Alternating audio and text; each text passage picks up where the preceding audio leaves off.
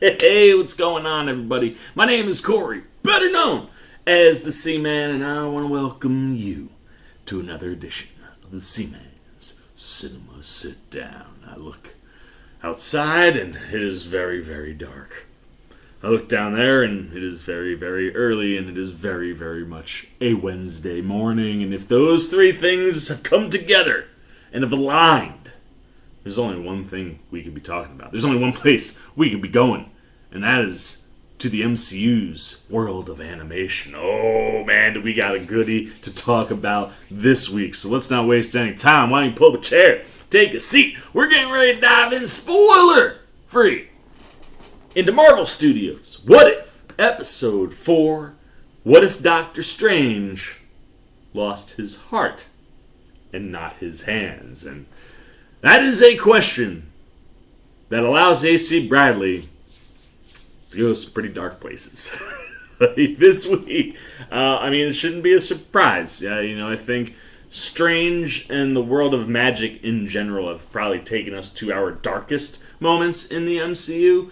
And I'm about that because anytime you're dealing with magic, there is a very, very strong good and bad presence. And while every Marvel movie deals with, good and bad, like, the realm of magic can let you go to some places. And it's funny, like, I was walking around before I sat down for this, and in my head, I was like, this might be one of the darkest things, maybe the darkest thing that they've done in the MCU. And then I quickly thought about WandaVision. I was like, well, Wanda trapping all them people inside their own bodies, inside that town, like, that was pretty dark.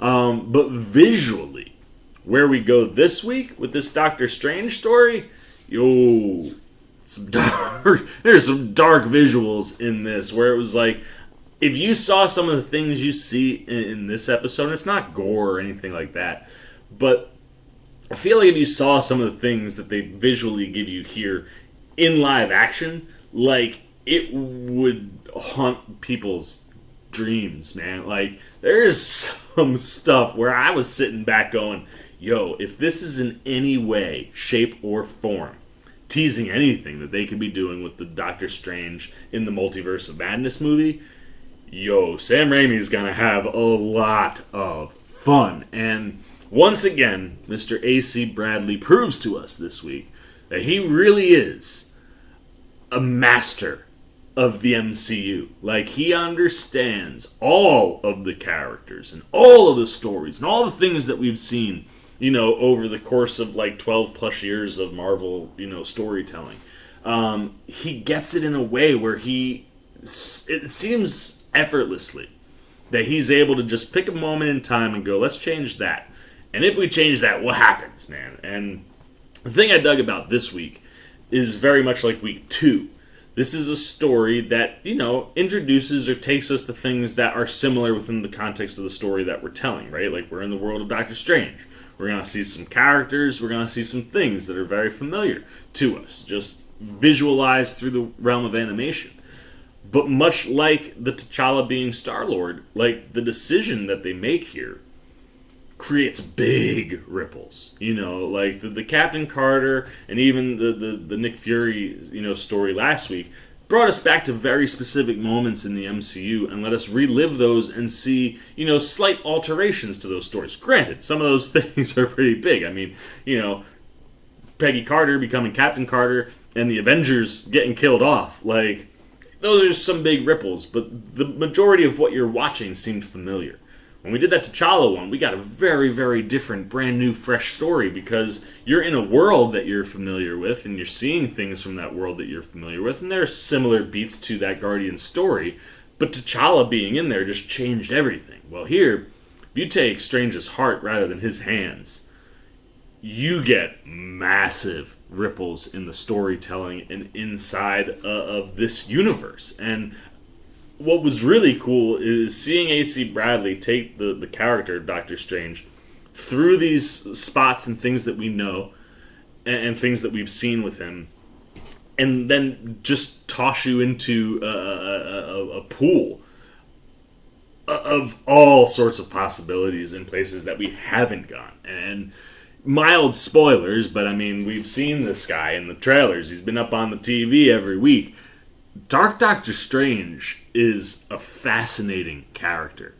And, it's one of those things where, again, Bradley understands who these people are. And it's cool to watch Strange go down a darker path because it so lines up with everything that Doctor Strange is. Like, all the choices he makes, while they're the wrong ones, they're logical. They make sense for Strange to make those decisions. And that's the thing that made this episode so fun, and made this episode so different, because you really do go to a different place that we haven't ever touched with Strange. And the animation this week was wild. Like, the places that Bradley decides to take the story and the character and playing in the world of the mystic arts visually, man, did it give you some cool and some, like I said, creepy things, man. Like, Sam Raimi, if this is hinting at all what Raimi is going to be allowed to do with the Multiverse of Madness, like,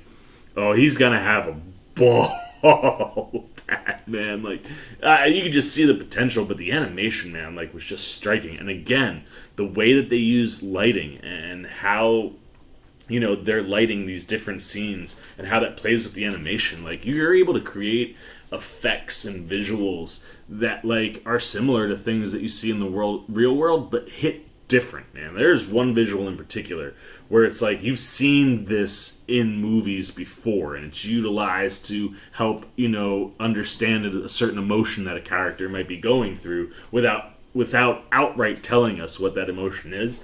And seeing it in the world of animation just gave it a totally different vibe and look than what you get. And it's like, it's similar, but it was enhanced. And that's the thing you want to see with animation, man. It's like you want to see it go to places that are familiar to the eye, but the animation can make it, more vibrant and enhance it in different ways. And I thought all the choices they decided to go, with this week allowed the animation to go to some really cool places, and it also allowed your actor to go to some really cool places. And while, Benedict Wong pops up in here, and so does Tilda Swinton, and even Rachel McAdams comes back here, where Benedict Cumberbatch gets to go, I think it might be the best performance of the season so far, and that pains me to say after seeing, one of Chad Boseman's last performances, and how much fun that was. But that's the thing. Like, that episode was a lot of fun. This episode deals with some stuff, you know what I mean? And that allows Cumberbatch to go to some places with his voice. And he makes very distinct choices to make very distinct differences in what you're seeing or experiencing. And all of those things hit, man. I mean, from the emotions to the humor to just who Doctor Strange is. And if you got a twisted version of that, what you get out of Cumberbatch's voice work creates a new character. And I thought he really did excellent stuff this week. And overall, like, I thought this episode just really hit. And it's because of the choice they make. Like, the thing that they changed this week has crazy, like, alterations to the story and to the universe. And this, whilst it's a standalone, much like the last three have been, this episode was the first time I was like, oh man, you could potentially see some setup of how this show could tie into the MCU. And if this story is at all playing into what they're building in the multiverse realm, like, dude, we're going to some pretty cool places, and I can't wait to see them, man. Like, I can't wait to hit the spoiler review, because I've already got things swirling around in my head, man. But they do some cool things, and you know me, being a big horror fan, I liked the darker choices that they made this week, and where that let Strange go and let us see things that I was like, yo, man, like I said, the Multiverse of Madness could be a ride. But I dug this week quite a bit, and it just makes me excited about, like, what it is Marvel is building in general, and how you can play with these characters, and how maybe that'll start seeping into the overall big picture. But I'm gonna stop talk. Oh, well, you know, I'm sorry, no. The one other person who has a really nice performance here is Jeffrey Wright. He's been great every week, but they ask him to do a couple slightly different things, and again, let him take his voice work to some places where I was like, ooh, you get it, Watu. Hey, this is a really, really solid episode, and if I talk any more, I'm going to spoil something. So let's not waste any more time. Let's get the old C-Maniacs up. That's right, it's score time, baby, and oh, man, this is so tough. Like, I almost...